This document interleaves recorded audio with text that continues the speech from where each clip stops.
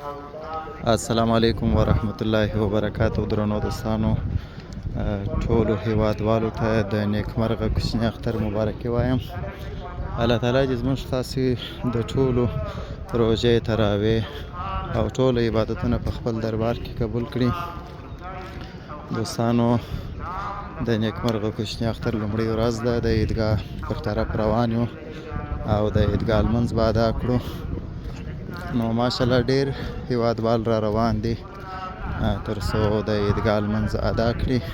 دوستانو، دعاوې به کوو چې الله تعالی په افغانستان کې دغسې خوشحالي او امن قائم او دائم ولري، او هغه منافق دشمنان مو یا منافق همسایگان مو چې د افغانستان پرمختګ او د افغانستان خوشحالي نشي زغملی، هغه دې الله تعالی په خپل عذاب اخته کړي تر څو افغانان خپل خوشحالي ته پاتې سي او خپل د وطن په آبادۍ باندې اخته سي.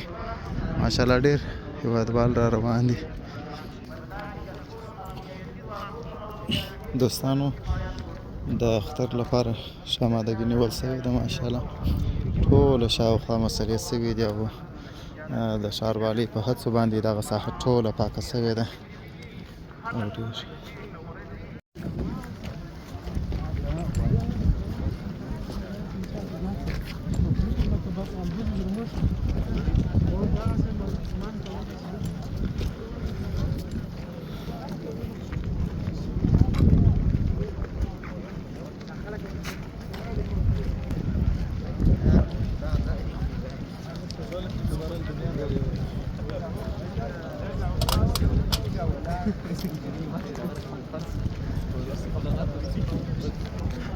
درنو دوستانو، د نیکمرغه کوچني اختر لمونځ مو د علیقدر امیرالمؤمنین شیخ صاحب حفظه الله په امامت سره ادا کړي.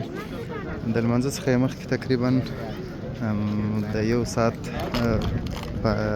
لا زیاته تقریبا دومره وینا وکړله او د لمانځه څخه وروسته دعاګانې وسولې د وطن د آبادۍ او د سوکالۍ لپاره.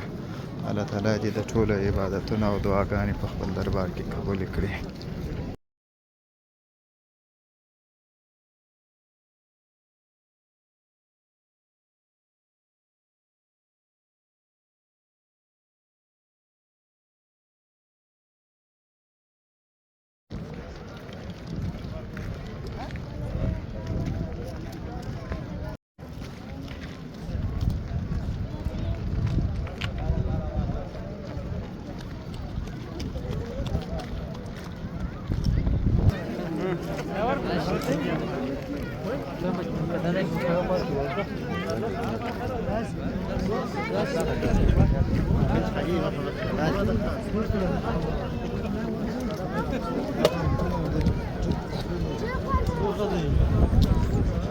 لا بدأ أحد